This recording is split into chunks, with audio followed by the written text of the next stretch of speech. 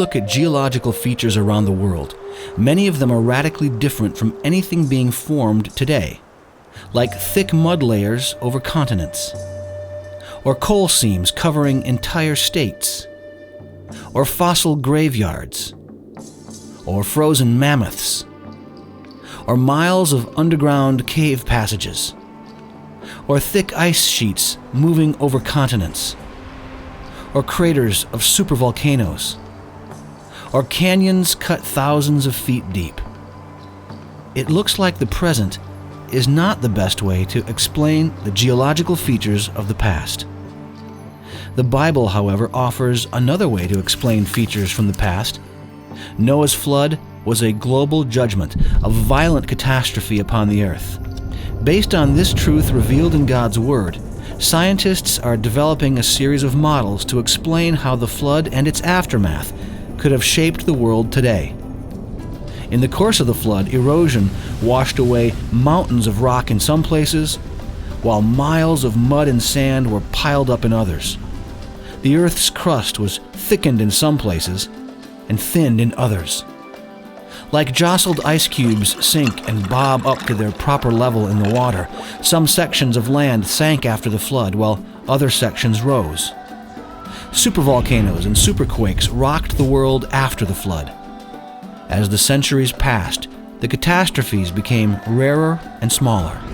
Modern earthquakes and volcanoes are dim leftovers from this violent period of Earth history. Warm oceans after the flood produced violent weather, possibly even hypercanes, huge hurricanes like the Great Red Spot on Jupiter, which may have persisted for centuries. High rainfall after the flood filled enormous lakes, eroded large canyons, and carved cave systems. As animals left the ark, multiplied and spread over the earth, many of them were preserved as fossils. Some were buried in ash and mud. Some were preserved by unique chemical conditions, and others were frozen. Truly, the present is not the way things were in the past. Instead, the Bible is the key to help us understand geological features around the world.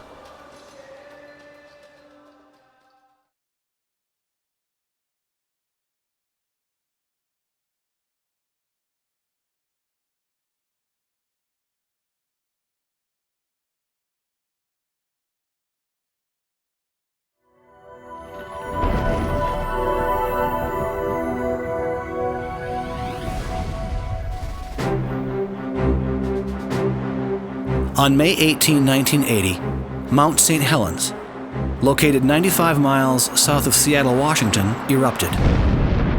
The eruption was triggered by an earthquake centered beneath the mountain that measured 5.1 on the Richter scale. The lateral blast swept out the north side of Mount St. Helens at 300 miles per hour. With temperatures as high as 660 degrees Fahrenheit and the power of 24 megatons of thermal energy, it snapped 100-year-old trees like toothpicks and stripped them of their bark.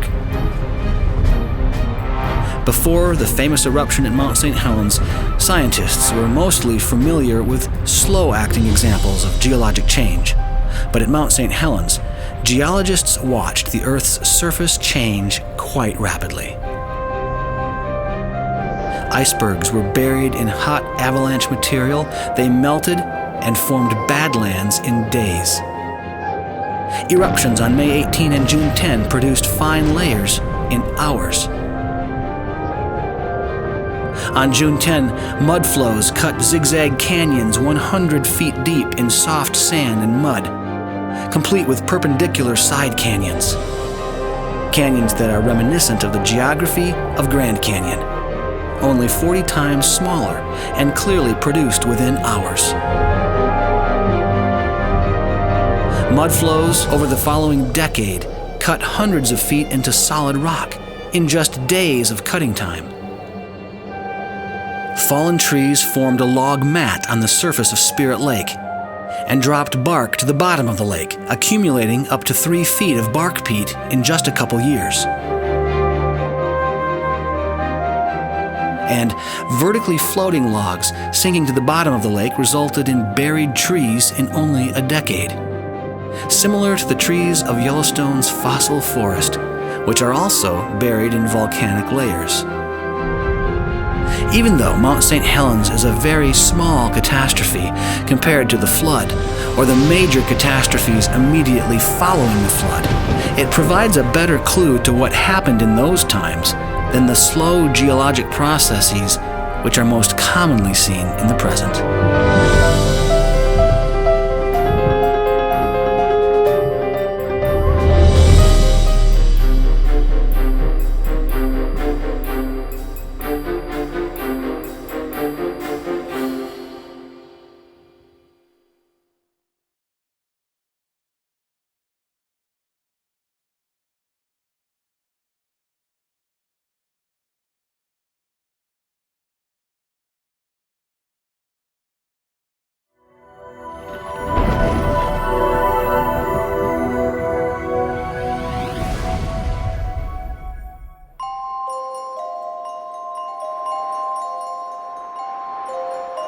Rock layers are visible in mountains, plateaus, and canyons all over the world. Where did these rock layers come from? Present processes aren't the answer. Today, sand and mud are usually deposited in thin layers along the outer edge of continents, and the formation of fossils today is rare. But somehow in the past, thick layers of sand and mud were spread across entire continents and filled with well-preserved fossils. Noah's flood suggests a way to explain these puzzling features. Flooding the continents, for example, could carry sea creatures many hundreds of feet above present sea level. Andrew Snelling is a PhD geologist from Australia who has spent over 30 years studying rocks, working in the field and in the lab. We find marine creatures buried at the top of the Grand Canyon, which is over a mile above sea level. A global flood could carry sand and mud enormous distances. Some of the sand grains that are in the Navajo sandstone had to have come from the Appalachians. But what river or what process today is carrying material from the Appalachians to the southwest? A global flood could quickly lay down thick layers of mud and sand, burying even giant animals and tall trees. We've got coal beds with trees sitting on them, and these trees, tree stumps, go through many strata, which means that before they could rot, you had to have lots of sand and mud coming in quickly. Several places in the Grand Canyon, 4,000 feet of different types of sand and mud and lime have been bent, and they've been bent while they're still soft. Both the bottom layer and the top layer are all bent the same way, which means that the whole sequence of 4,000 feet of sand and mud and lime had to have been laid down very quickly by the waters and then bent very soon afterwards.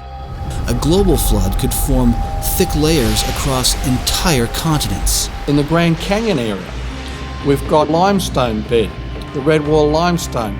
The same limestone can be found over here in the eastern United States. A global flood could cut deeply and widely. We've got this huge flat surface at the rim of the Grand Canyon, which goes for thousands of square miles, where waters on a great scale over a vast area just swept over it and swept everything clean. None of these processes, deep, wide erosion, or thick, rapid layering, or continent-wide distribution, or lifting of marine organisms above sea level, or sand carried across continents, occur in the present. Radically different processes are required, such as occurred during Noah's flood.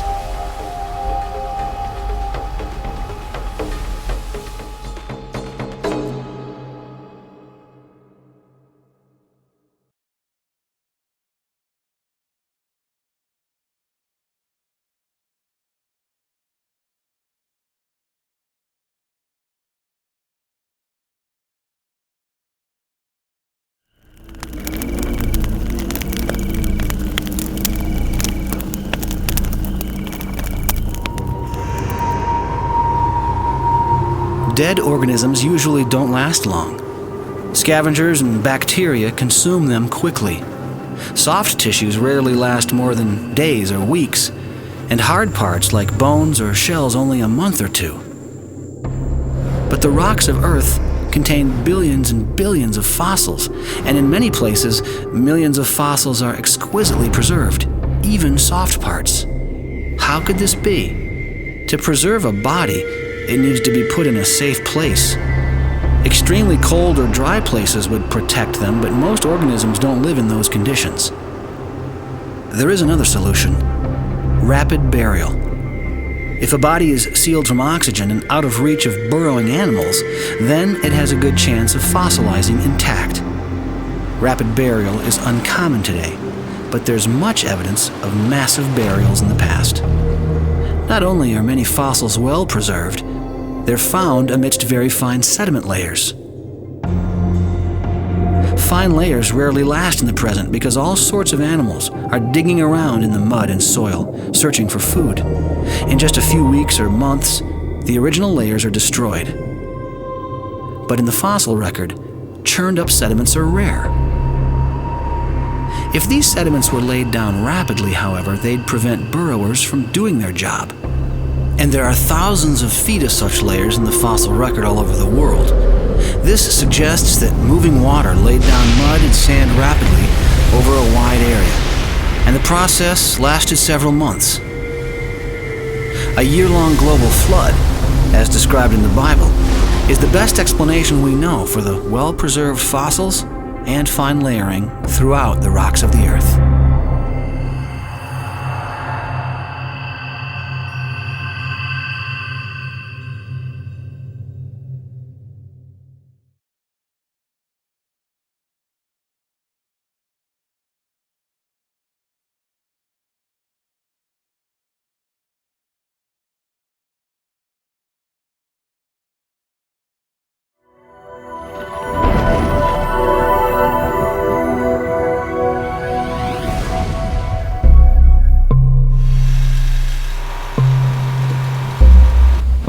Coal appears in vast deposits scattered over the continents.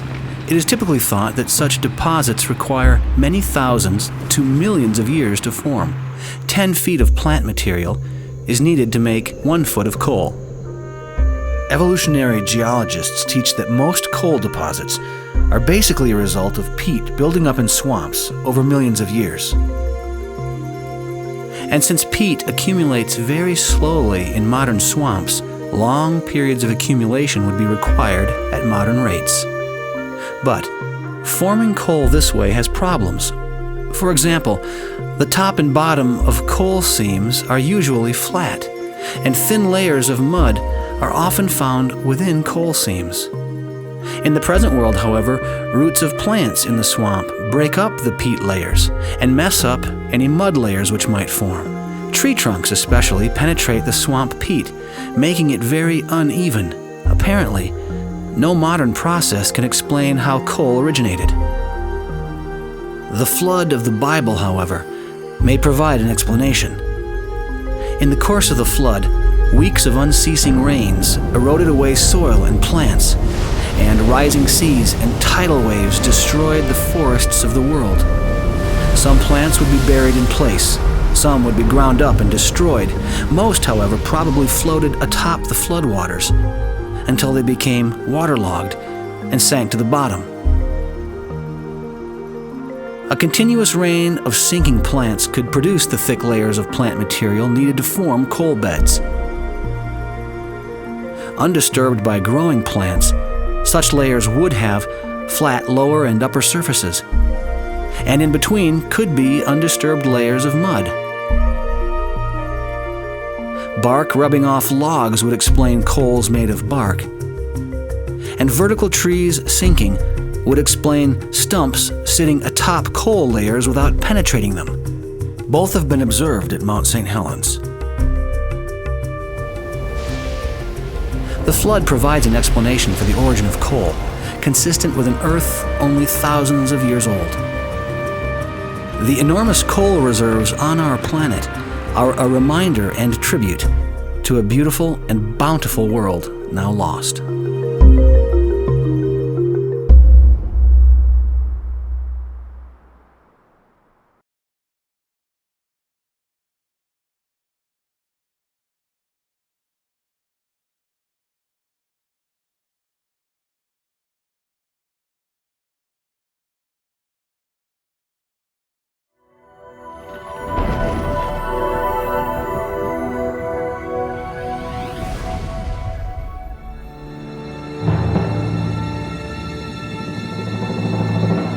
The Earth's surface is scarred by deep canyons, cut into solid rock.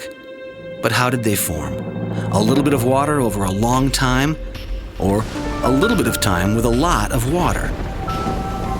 Modern rivers don't generally cut downward into solid rock, so today's river erosion seems incapable of explaining rock canyons. The Great Flood of the Bible, however, provides a possible explanation for such canyons. In soft mud or sand in your own backyard, you can see the power of heavy rains on a small scale. A rainstorm can create miniature canyons in only minutes. Though these canyons are very small, cut into mud, they share many of the same characteristics as the world's Great Canyons. On a larger scale, mud flows have also been observed to form these features quickly.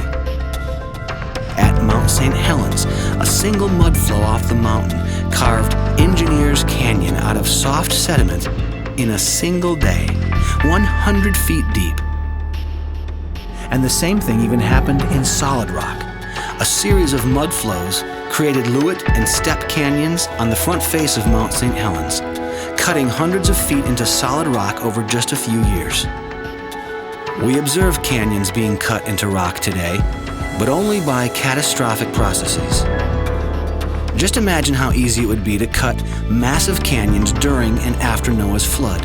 Torrential water and mud flows, followed by uplift and heavy rains, created the right conditions to produce the world's canyons. Furthermore, it may have been easier when flood sediments had not fully hardened. Grand Canyon is a good example where we find evidence of catastrophic forces at work. Upstream is evidence of huge lakes. These lakes would never have formed if the canyon were already open below them.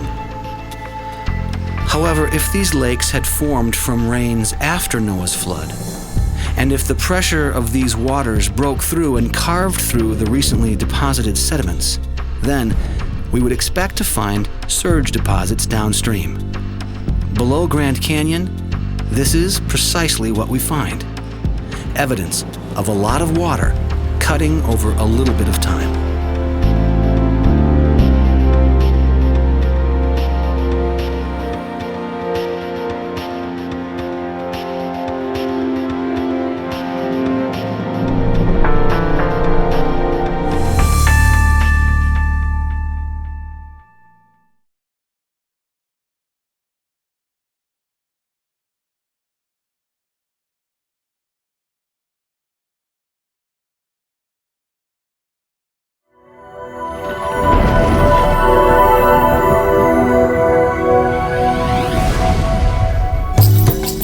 Camels and llamas, so different and living on different continents, yet able to breed together and produce young.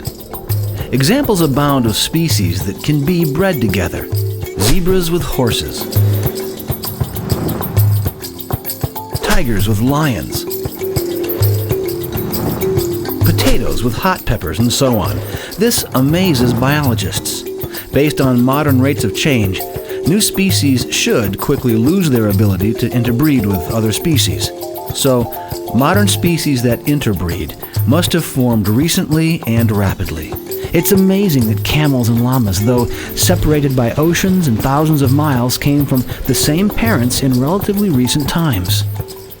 So how could such major changes have arisen so rapidly? This is a mystery to biologists because they don't see such widespread rapid change today. And they don't know of any natural process that can create the biological information necessary for such changes. The biblical account of creation may provide the answer to this mystery. Breeders have long known that domesticated plants and animals possess a huge reserve of information that can produce a stunning variety of shapes and functions. Most modern dogs, for example, came from just a handful of breeds in the 1600s.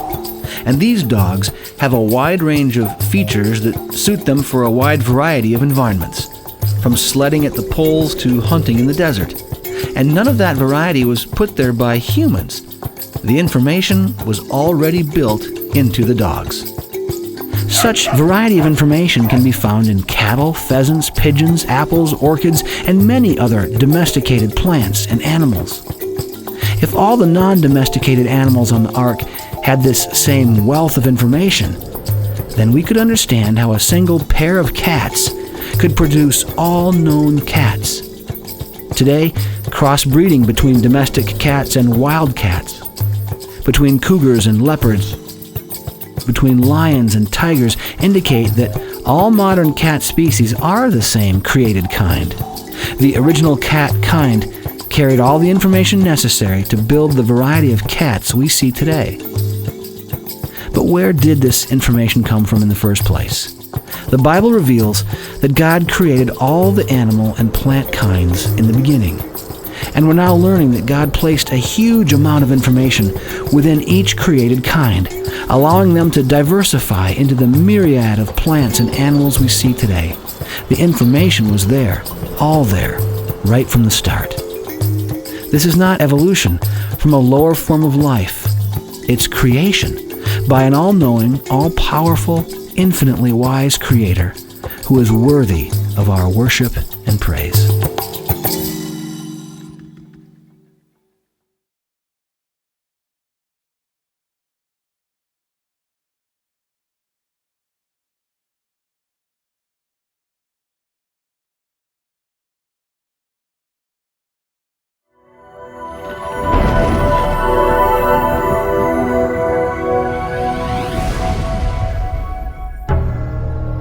The distribution of wildlife poses some puzzles for modern biologists. Why do we find giant land tortoises on islands in the Pacific Ocean and 10,000 miles away in the Indian Ocean, but nowhere in between? Why do we find identical plants on either side of the Atlantic Ocean? These kinds of disjunct or split ranges can't be explained by the way organisms travel and live in the present.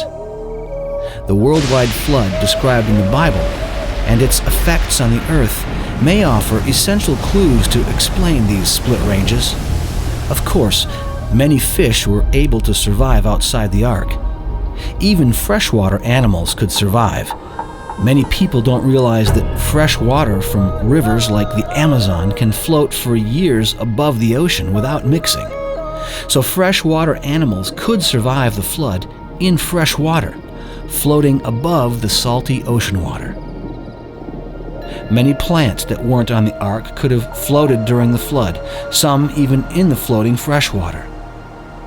As the floodwaters receded, plants and fish would have been left behind at lakes and other places around the world. Many plants would have continued to float, providing a way to distribute animals after the flood. After Mount St. Helens erupted in 1980, hundreds of thousands of Douglas fir trees were ripped up and remained floating on the lake 25 years later. If Noah's flood ripped up every forest in the world, mats of trees probably stayed afloat for centuries. As winds blew these enormous log mats in circular paths in the oceans, they would have served as rafts for animals to cross oceans. Rafts may also explain how tortoises got to remote islands. Interestingly, most modern animals and plants with ranges split across oceans follow the pattern of modern currents. Their distribution can be explained by rafting. In this way, the flood and its aftermath provide a solution for one of the many mysteries of biology: split ranges.